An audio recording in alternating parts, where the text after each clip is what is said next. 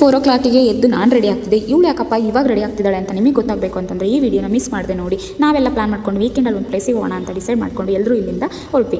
First ನಾನು ಇಲ್ಲಿಂದ ಕ್ಯಾಬಲ್ಲಿ ಹೋಗಿ ನೆಕ್ಸ್ಟು ಬಸ್ಸಲ್ಲಿ ಹಾಸನಿಗೆ ರೀಚ್ ಆಗಬೇಕಿತ್ತು. ಹಾಸನಿಗೆ ರೀಚ್ ಆಗೋಷ್ಟರಲ್ಲಿ 8 o'clock ಆಗಿತ್ತು. ಅಲ್ಲಿಗೆ ನಾವೆಲ್ಲರಿಗೂ ಬರೋಕ್ಕೆ ಹೇಳಿದ್ವಿ, ಒಟ್ಟಿಗೆ ಹೋಗೋಣ ಅಂತ. ಆಗಾಗ ಅವರೆಲ್ಲರೂ ಬಂದಿದ್ರು, ನಮಗಿಂತ ಮುಂಚೆ ಅವರೇ ಬಂದಿದ್ದರಿಂದ ಅವರಿಗೆಲ್ಲ ಹೇಳಿ ಇಲ್ಲಿಂದ ನಾವು ಗೊರೂರಿಗೆ ಹೋಗಬೇಕಿತ್ತು. ಗೊರೂರಿಗೆ ಇಲ್ಲಿಂದ ಬಸ್ ಹತ್ಕೊಂಡು ಹೋದ್ವಿ. ಗೊರೂರು ರೀಚ್ ಆಗೋಷ್ಟರಲ್ಲಿ ಆಲ್ಮೋಸ್ಟ್ 9:30 ಆಗಿತ್ತು. ಹಾಗಾಗಿ ಎಲ್ರಿಗೂ ಹಸುವಾಗಿತ್ತು. ಅಲ್ಲಿ ಸ್ವಲ್ಪ ಟಿಫನ್ ಮಾಡೋಣ ಅಂತ ಹೋಟೆಲ್ ನೋಡಿದ್ವಿ, ಯಾವುದೇ ರೀತಿ ಹೋಟೆಲ್ ಅಷ್ಟು ಸಿಗಲಿಲ್ಲ. ಅಲ್ಲೊಂದು ಬೇಕ್ರಿ ಇತ್ತು, ಅಕ್ಕನ ಮನೆಗೆ ಏನಾದರೂ ತೊಗೊಂಡು ಹೋಗೋಣ ಅಂತ ಹೇಳ್ಬಿಟ್ಟು ಸ್ವಲ್ಪ ಐಟಮ್ಸ್ ಎಲ್ಲ ತೊಗೊಂಡು ನಾವು ನೆಕ್ಸ್ಟು ಅಲ್ಲಿ ರೀಚ್ ಆದ್ವಿ. ಅಲ್ಲಿಂದ ಮನೆಗೆ ಹೋಗೋಕ್ಕೆ 2 kilometers ಇತ್ತು. ಅಲ್ಲಿಂದ ನೆಡ್ಕೊಂಡು ಹೋದ್ವಿ. ಎಲ್ಲರೂ ನೆಡ್ಕೊಂಡು ಹೋಗ್ತಾ ಎಂಜಾಯ್ ಮಾಡ್ತಾ ಹೋದ್ವಿ ಗೈಸ್. ನಿಜವಾಗ್ಲೂ ಮಾರ್ನಿಂಗ್ ವೆದರ್ ಎಷ್ಟು ಸೂಪರ್ ಕೂಲಾಗಿತ್ತು ಗೊತ್ತಾ. ಫ್ರೆಶ್ ಏರ್ ಬರ್ತಾಯಿತ್ತು. ನಾವು 2 kilometer ವಾಕ್ ಮಾಡಿದ್ರು ಕೂಡ ಯಾವುದೇ ರೀತಿ ಟಯರ್ಡ್ ಅನ್ನೋ ಫೀಲೇ ಇಲ್ಲ. ಎಲ್ಲರೂ ಮಾತಾಡ್ಕೊಂಡು ನಗ್ತಾ ಫುಲ್ ಎಂಜಾಯ್ ಮಾಡ್ತಾ ಹೋದ್ವಿ ಗೈಸ್. ನಿಜವಾಗ್ಲೂ ಅಲ್ಲಿ ವೆದರ್ ಎಷ್ಟು ಚೆನ್ನಾಗಿತ್ತು. ಗಿಡ ಮರ ಹಣ್ಣು ಪಕ್ಷಿ, ನಿಜವಾಗ್ಲೂ ಆ ವೆದರನ್ನು ನೋಡ್ತಾ ಇದ್ದರೆ ನಾವು ಎಷ್ಟೇ ವಾಕ್ ಮಾಡಿದ್ರು ಟಯರ್ಡ್ ಇಲ್ಲ. ನಾವು ಹೋದ ತಕ್ಷಣ ಬಾಬಾ ವೆಲ್ಕಮ್ ಮಾಡಿದ್ರು. ಅಲ್ಲೊಂದು ನಾಯಿ ಕೂಡ ಇತ್ತು. ಎಷ್ಟು ಚೆನ್ನಾಗಿತ್ತು ಗೊತ್ತಾ. ನಮ್ಮನ್ನು ವೆಲ್ಕಮ್ ಮಾಡಿದ್ರು. ಟಿಫನ್ ಮಾಡೋದು ಸ್ವಲ್ಪ ಡಿಲೇ ಆಗ್ತಿದ್ರಿಂದ ನಾನು ಹೊರಗಡೆ ಇರುವಂಥ ಹಣ್ಣು ಹೂವು ಫ್ಲವರ್ ಎಲ್ಲದನ್ನು ಕೂಡ ವೀಡಿಯೋ ಮಾಡ್ಕೊಳ್ಳೋಣ ಅಂತ ಹೊರಗಡೆ ಬಂದೆ. ಒಂದು ವೀಡಿಯೋ ಮಾಡಿಕೊಂಡು ನೆಕ್ಸ್ಟ್ ಒಳಗಡೆ ಹೋದ್ವಿ. ಆಮೇಲೆ ಅಲ್ಲೊಂದು ಪುಟ್ಟಾಣಿ ಕರು ಇತ್ತು. ಆ ಕರುಗೆ ನಾನೊಂದು ಹಾಯ್ ಹೇಳಿ ಆ ಕರುನ ಮುದ್ದು ಮಾಡಿಬಿಟ್ಟು ನೆಕ್ಸ್ಟ್ ಟಿಫನ್ ಮಾಡೋಣ ಅಂತ ಹೋದೆ. ಅಕ್ಕ ಇನ್ನು ಪ್ರಿಪೇರ್ ಮಾಡ್ತಾಯಿದ್ಲು. ಟಿಫನ್ ಮಾಡ್ಕೊಂಡಾದ್ಮೇಲೆ ಎಲ್ಲರೂ ಕೂಡ ಹೊರಗಡೆ ಕೂತ್ಕೊಂಡು ಸ್ವಲ್ಪ ಹೊತ್ತು ಮಾತಾಡ್ಕೊಂಡು ಹರಟೆ ಹೊಡುತ್ತಾ ಅಲ್ಲೊಂದು ಹಣ್ಣು ಇತ್ತು. ಆ ಹಣ್ಣನ್ನೆಲ್ಲ ತಿನ್ಕೊಂಡು ಹೊರಗಡೆ ಕೂತ್ಕೊಂಡಿದ್ವಿ.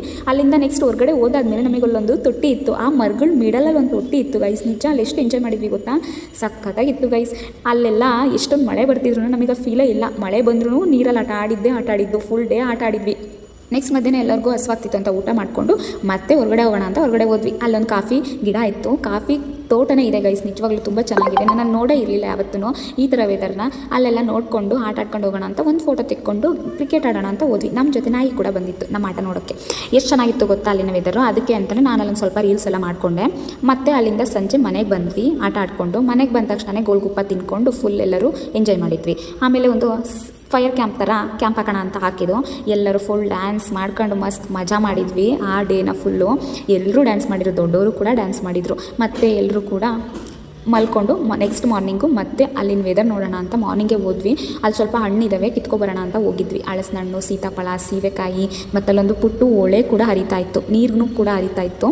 ಅಲ್ಲಿ ಹೋದ್ವಿ. ಆವಾಗ ಮರ ವೆದರು ಎಲ್ಲ ನೋಡಿಬಿಟ್ಟು ಅಲ್ಲೇ ಒಂದು ಸ್ವಲ್ಪ ಎಲ್ಲ ಫೋಟೋಸ್ ಎಲ್ಲ ತಕ್ಕೊಂಡು ಸ್ವಲ್ಪ ವೀಡಿಯೋ ಎಲ್ಲ ಮಾಡ್ಕೊಳ್ಳೋಣ ಅಂತ ಹೋದೆ. ಅಲ್ಲೂ ಕೂಡ ಸ್ವಲ್ಪ ಡ್ಯಾನ್ಸ್ ಮಾಡಿಕೊಂಡು ಸೀಬೆಕಾಯಿ ತಿಂತ ನಮಗೆಲ್ಲರಿಗೂ ಏನೊಂದು ಬೇಜಾರು ಅಂದರೆ ಈ ಥರ ಎಂಜಾಯ್ ಮಾಡ್ತೀವಿ. ಮತ್ತು ಎಲ್ಲರೂ ಅವ್ರವ್ರ ಫ್ಯಾಮಿಲಿಗೆ ರಿಟರ್ನ್ ಆಗ್ತಾಯಿದ್ರು. ಸೊ ಅದರಿಂದ ತುಂಬ ಬೇಜಾರಾಗ್ತಿತ್ತು. ಎಲ್ಲರೂ ಒಂದು ಕಡೆ ಸೇರ್ಕೊಂಡಿರೋದ್ರಿಂದ ಎಷ್ಟು ಎಂಜಾಯ್ ಮಾಡ್ಬೋದು. ನಮ್ಮ ಮೈಂಡ್ ಕೂಡ ಫ್ರೆಶ್ ಆಗಿರುತ್ತೆ. ನೆಕ್ಸ್ಟ್ ನನ್ನ ಮಗಳಿಗೆ ಒಂದು ಬಾಯ್ ಹೇಳ್ಬಿಟ್ಟು ನಾವು ಅಲ್ಲಿಂದ ಹೊರಟ್ವಿ.